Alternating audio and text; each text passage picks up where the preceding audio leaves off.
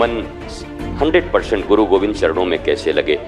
वैराग्य आपने बताया, विशिष्ट से राग 100% होता नहीं, कोई और सूत्र बताएं। एक सूत्र बताया मैंने कि 100% राग करना है, वो होता नहीं। दूसरा बताऊंगा, ये होगा कैसे।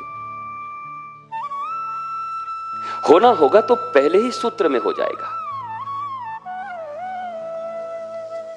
मेरे गुरु सदा कहते कि हार के मत आना कहीं से, जीत के आओ। मीन्स मजबूरी में मत आना, लाचार होके मत आना, अभावग्रस्त होके मत आना। Achieve and throw. पाया और मिट्टी की तरफ फेंक दिया, जा यही है धन, ले।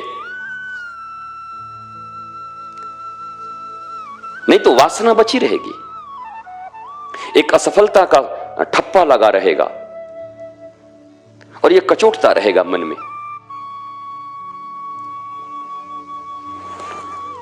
इसलिए जब गुरु ने कहा कि वैराग्य का अर्थ है विशिष्ट के प्रति राग, विशिष्ट तुम कृष्ण को समझ गए, मैं विशिष्ट गुरु को कहा था। अब मुझे प्रवचन करना होता है तो मेरे इष्ट हैं कृष्ण, मेरे इष्ट हैं मेरे गुरु और कृष्ण में मैं कोई अंतर समझता नहीं। समझता नहीं है ही नहीं तो समझूंगा क्या। ये कहना भी तो मेरी अबुद्धता है कि अंतर है।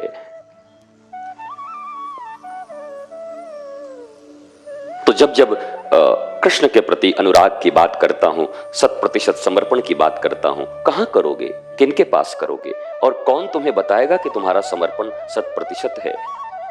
क्या वो विग्रह बताएंगे? इसलिए 100% समर्पण, विशिष्ट राग श्री गुरु के प्रति, और वो उत्पन्न करना ही पड़ेगा। Try your best and live the rest. Try. अभ्यास और वैराग्य। अच्छा, गुरु किंकर का सवाल बहुत अच्छा है। वो लिखता है वैराग्य के पहले श्री कृष्ण ने गीता में कहा अभ्यास। माय डियर, अभ्यास से ही ये वैराग्य सधेगा। तुम वैराग्य साध रहे हो पर अभ्यास छोड़ रहे हो। 100% उनके ही चरणों में प्रीति हो, उनका हंसना, उनका बैठना, उनका बोलना, उनका डांटना, ऐसा लगना कि वो तुम्हारे विरुद्ध हैं, ऐसा लगना कि वो तुम्हारे तरफ ध्यान नहीं देते, इन सब से प्यार करो। तेरी हर एक अदा से मुझे प्यार है। प्यार तो यही है ना।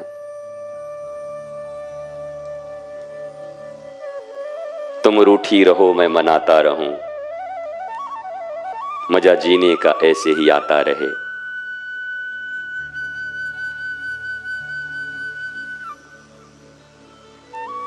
उनकी तालियों से भी प्यार, उनकी गालियों से भी प्यार,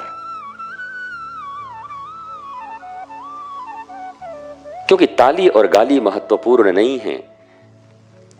गुरु के द्वारा दिया गया प्रत्येक प्रसाद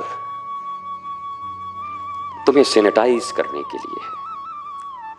वो कभी ताली भी बजाते हैं तो उसे अपना बहुत बड़ा सद्गुण मत समझ लेना। This is the way of sanitisation.